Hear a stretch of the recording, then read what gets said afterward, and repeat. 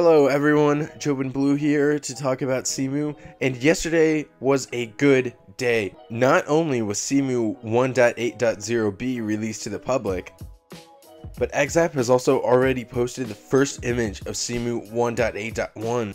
So as to what this image is and why it is important.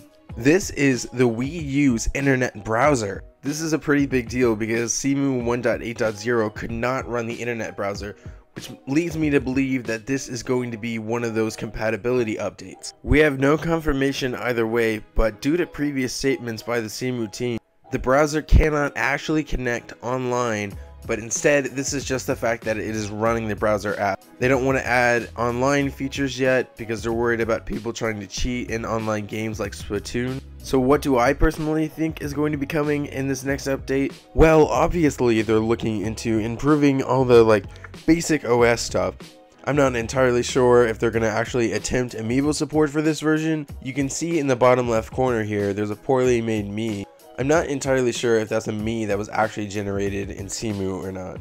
I think they're going to be working on the core Wii U stuff, such as maybe some more improvements to the amiibo. If you guys don't know already, amiibo support for Cemu has not been completed. There's basic amiibo support, so it'll work in games such as Captain Toad Treasure Tracker, but it still doesn't work properly for Super Smash Bros. 4 and Breath of the Wild. For Breath of the Wild, it's not necessarily distinguishing the amiibo correctly.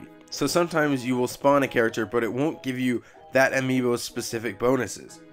There's also the fact that amiibo can only use once every 24 hours, and that's real life time. The issue with Cemu is that it doesn't really recognize that it gets shut off or that time passes while you're not in Cemu. What I mean by that is you could play Breath of the Wild for 23.5 hours since you last used an amiibo and come back to it 3 days later, and Cemu won't realize that you've moved forward those 30 minutes because it wasn't done while you were in Cemu. Maybe this could help fix that, I'm not entirely sure. Here's another thing that also has a good possibility to be added in 1.8.1.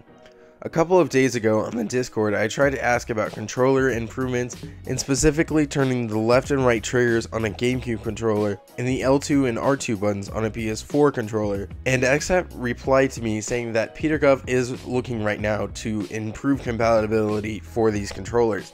Does that mean that we're going to see it in 1.8.1? Well, not exactly. Because to do this, you would have to change the triggers to an axis instead of a button, as what it is right now, and I'm not really sure what's holding it back. Is it just that they just haven't got around to it, or is there some underlying issue that I'm not sure of? I really can't say. But either way, I don't think that Cemu 1.8.1 is going to have as big of a time gap as there was between Cemu 1.7.5 and 1.8.0. Of course, the whole reason why 1.8.0 took so long to come out is because they had to completely change the shader system. But these are all just my personal thoughts on this image. Thank you so much for watching, and I will see you in the next video.